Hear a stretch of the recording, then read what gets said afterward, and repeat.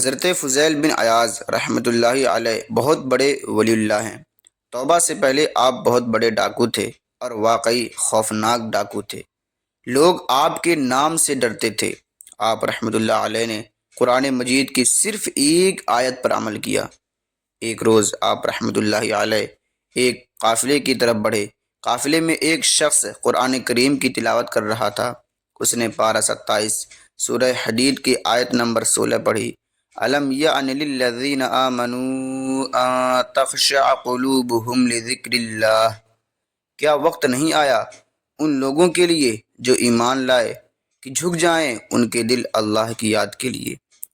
یہ آیت سنتے ہی حضرت فضیل رحمۃ اللہ علیہ کا ایسا حال ہوا جیسے کسی نے آپ کے دل پر تیر مار دیا ہو۔ آپ نے فرمایا، الہی وہ وقت آ گیا ہے کہ ہم تیری راہ میں چل پڑیں۔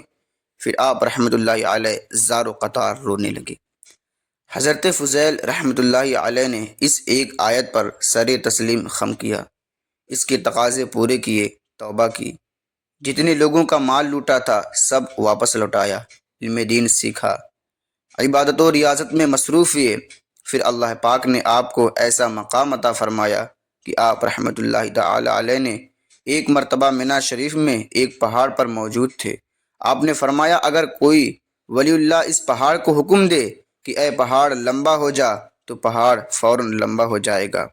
بس اتنا کہنے کی دیر تھی کہ پہاڑ نے لمبا ہونا شروع کر دیا۔ آپ رحمۃ اللہ تعالی علیہ نے فرمایا، اے پہاڑ رک جا، میں نے تجھے حکم نہیں دیا۔ یہ سنتے ہی پہاڑ ٹھہر گیا۔ اے عاشقان رسول، آپ نے سنا کہ ابتداءً حضرت فضیل رحمۃ اللہ تعالی علیہ صرف ایک آیت پر سر تسلیم خم کیا، پھر قرآن و حدیث کی تعلیمات پر عمل پیرا ہوئے تو اللہ پاک نے کیسا بلند رتبہ عطا فرمایا۔ پیارے اسلامی بھائیوں، یہ حقیقت ہے کہ مسلمانوں نے جب بھی قرآن کریم سے منہ موڑا ہے سوائے ذلت و رسوائی کے کچھ بھی ہاتھ نہیں آیا۔ الحمدللہ صحابہ کرام علیہم الرضوان، تابعین، بزرگان دین، اللہ پاک کے نیک بندے قرآن کریم پر عمل کرنے والے تھے، قرآن کریم کے ساتھ جڑے رہنے والے تھے۔ وہ اپنی زندگی کا ایک ایک کام قرآن و حدیث، قرآن و سنت کی روشنی میں کرتے اور اس پر استقامت کے ساتھ قائم رہتے تھے۔ نتیجتاً اللہ پاک نے انہیں عروج بھی عطا فرمایا تھا، زمانے میں ان کی عزت بھی تھی، انہیں ترقی بھی حاصل تھی اور ہر میدان میں کامیابی ان کے قدم چوما کرتی تھی۔